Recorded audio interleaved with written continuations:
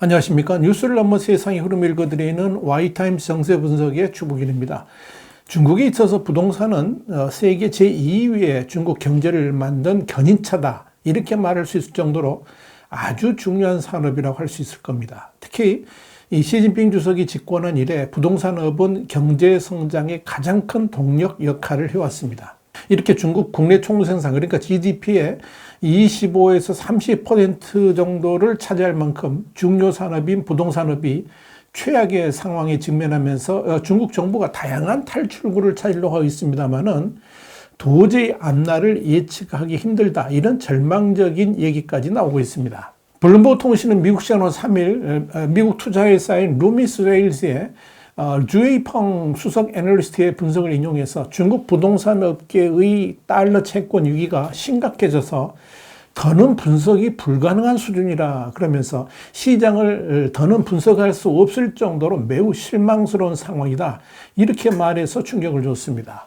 이 주웨이펑 수석 애널리스트는 2005년 중국에서 처음으로 이 부동산 기업의 달러 표시 채권이 발행됐을 당시에 영국 투자은행 바클레이스에 재직하면서 신용조사를 담당한 바 있을 정도로 전문가여서 그의 진단을 업계는 무겁게 받아들이고 있습니다. 블룸버그는 이어서 투자 등급이었던 중국 부동산 달러 채권의 시장 가치가 지난 한 달 동안 23% 하락했다 그러면서 중국 부동산 기업들의 디폴트, 그러니까 채무 불이행이 전례 없이 많아지고 있다라고 짚었습니다. 실제로 유명 부동산 개발 업체인 리드, 그러니까 이게 녹지그룹이라고 그러죠. 리드 그린랜드 그룹도 지난 10월 31일 오는 13일 만기인 3억 6,200만 달러 규모의 달러 표시 채권을 상환하지 못할 것이다 라고 공시를 했습니다. 리드는 상하이 기반의 부동산 개발 업체인데요. 지방정부가 일부 지분을 갖고 있습니다. 또한 지난 1일 중국 15위 부동산 개발 업체인 시우이가 홍콩 증시 공시를 통해서 지난 10월 말 만기인 해외 채무와 관련 이 채권단과 합의에 이르지 못했다 그러면서 상환 연기를 선언했습니다. 지난 10월 27일부터 거래가 중단됐던 시우이 주가는 1일 개장 후에 26% 급락했습니다. 블룸버그에 따르면 이 시우이는 중국 정부가 회사채 발행에 대한 보증을 제공한 몇몇 안 되는 회사 가운데 하나입니다. 특히 중국 정부가 시우이를 살리려고 지난 5월에는 모범 부동산 기업으로 선정해서 신용 보증을 도왔지만 소용이 없었습니다. 이에 따라 시우이 사례는 부동산 업계 구제 대책의 성공 여부를 판가름할 정도로 여겨져 온 만큼 이 시우이의 이번 디폴트가 굉장히 우려스럽다, 이런 평가가 나옵니다. 사실 몇 년 전까지만 해도 이 중국 부동산 개발업체들의 달러 표시 회사채는 수익성이 좋기로 소문나서 이 해외 투자자들에게 인기가 높았습니다. 그런데 2020년 해당 기업들의 과도한 대출, 그리고 주택 구매자의 투기, 또 여기에 대한 중국 당국의 강력한 단속이 엉키면서 작년 말에 헝다그룹, 그러니까 에버그란데를 시작으로 해가지고 중국 부동산 기업의 달러 채권 채무 불이행이 시작됐습니다. 이후에 중국의 부동산 시장 상황이 근본적으로 바뀌고 있다라고 블룸버그 통신이 설명을 했습니다. 이뿐 아닙니다. 이 블룸버그 통신은 지난 1일 현재 중국 당국이 공무원들에게 주택 구입을 장려하는 등 이 시장 살리기에 안간힘을 쓰고 있지만 지난 10월 중국 100대 부동산 개발업체의 신규 주택 판매가 전년 동기 대비 28.4% 감소하는 등 이 불황의 늪에 빠져 있다라고 진단했습니다. 블룸버그는 이어서 업계의 줄도산에도 대규모 채무 만기 행렬이 끝없이 이어지고 있다 그러면서 올해 만기가 돌아오는 중국 부동산 업계의 채무 537억 달러, 그러니까 76조 5천억 원을 비롯해 가지고 내년까지 갚아야 될 부채가 무려 2,917억 달러, 우리나라 돈으로 한 415조 6천억 원 정도가 된다라고 지적을 했습니다. 자, 여러분, 문제의 심각성을 깨달은 중국 정부가 뒤늦게 이 부동산 업계 유동성 공급에 안간힘을 쓰고 있습니다. 부동산 판매량이 저조한 가운데 디폴트 우려로 채권 발행마저 여의치 않게 되면서 자금난을 겪고 있는 부동산 기업들을 지원하기 위해서 하는 겁니다. 중국 당국은 2달여 동안에 벌써 3번째 국유기관을 동원해서 유동성 공급에 나섰습니다만은 기업 경영의 근본인 판매가 이루어지지 않다 보니까, 이 판매가 여전히 부진하다 보니까 이 초위기에 부동산업을 살리기에는 역부족인 모습입니다. 일단 중국 내 시장 경제가 활력을 되찾으면서 부동산 경기를 살려야지 후속 대책도 약발을 받을 수 있을 터인데, 중국 당국의 강력한 제로 코로나 정책으로 인한 소비 감소가 더해지다 보니까 이 중국 내에서 주택 판매가 갈수록 줄어들고 있는 것이고요. 이건 또다시 부동산 기업의 위기를 가속하는 요인으로 작용하는 악순환을 낳고 있다, 이렇게 볼 수 있겠습니다. 지난 2일 정치안 스바오는 중국 은행 간의 채권시장 규제기관인 중국 은행 간 시장교역상협회와 중국 부동산협회, 그리고 중국 채권신용증진투자회사, 이걸 중국 채권신용이라고 그러는데, 여기가 최근 21개 부동산 기업을 소집해서 좌담회를 가졌다 그러면서 이 중국 당국은 디폴트 우려의 부동산 기업 채권 인기가 시들해지니까 이 국유 기업으로 하여금 부동산 기업의 보증인이 되고 채권 발행까지 주관하도록 하라고 주문했다, 이렇게 보도를 했습니다. 이렇게 국유 기업이 연대 보증에 나서고 그 책임이 강화되면 민간 기업의 자금 조달이 보다 수월해지면서 결국 유동성 공급 효과를 낼 수 있을 것으로 본 겁니다.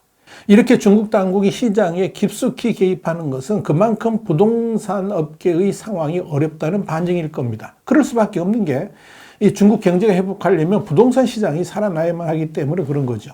그래서 이 부동산 기업의 숨통을 틔워주고자 융자 환경 개선이라든지 국유자본의 미완공 프로젝트 및 미분양 프로젝트 인수를 독려하고 있습니다만은 실제 효과는 아직 나타나지 않고 있습니다.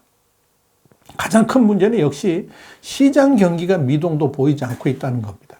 부동산 시장에서 판매가 활성화돼야지 정부 당국의 긴급 지원도 효과를 낼 수 있을 텐데, 이 부동산 경기 자체가 차갑게 식어 있는 상황에서는 백약이 무효인 상황이라고 할 수 있을 겁니다. 특히 정부 당국이 자금 지원을 하는 것도 한계가 있다는 점도 고민거리입니다. 중국 지수연구원 통계 자료에 따르면 지난 10월 말 기준 했을 때 부동산 기업의 채권 잔액은 3조 75억 9천만 위안, 그러니까 우리나라 돈 한 585조 9,705억 원 정도 되는데요. 이 중에 1년 내에 만기 도래하는 채권 잔액만 9,552억 8천만 위안입니다. 우리나라 돈 한 186조 원 정도 됩니다. 그러니까 한 1조 위안 정도가 되는 거죠. 이를 블룸버그 자료하고 비교를 해보면 부동산 기업의 채권 전체가 약 585조 9,700억 원, 우리나라 돈으로 환산한 겁니다. 이 정도 되는데, 이 중에서 내년까지 갚아야 될 부채가 71% 수준인 한 415조 6천억 원에 달한다, 이렇게 정리할 수가 있을 겁니다. 이 천문학적인 수치를 중국 정부가 감히 어떻게 감당할 수 있겠습니까?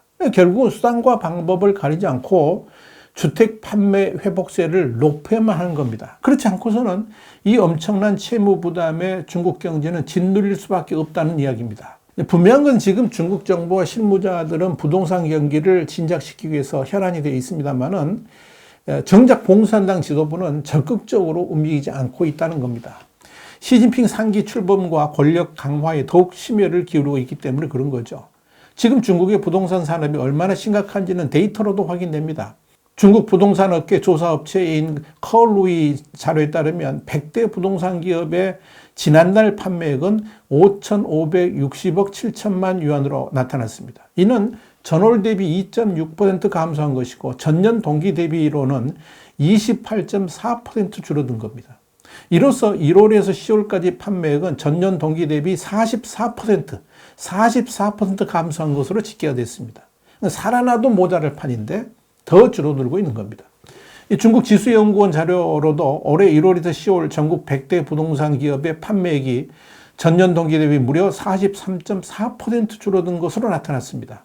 감소폭이 1월에서 9월 대비 1.7%포인트 축소되긴 했습니다만은 판매 감소세가 5개월 연속 이어지고 있는 겁니다. 여기에 대해 부동산 조사업체인 커루이는 금, 구, 은, 10이란 말이 있을 정도로 9월과 10월에는 중국 부동산 업계의 판매 성수기인데 10월 판매가 예상보다 저조했다 그러면서 국경절 연휴 기간 전후로 이 부동산 기업들이 대대적인 판촉 행사를 벌였음에도 10월 판매액이 눈에 띄게 호전되지 않았다라고 설명했습니다. 그만큼 한계에 도달했다는 의미겠지요.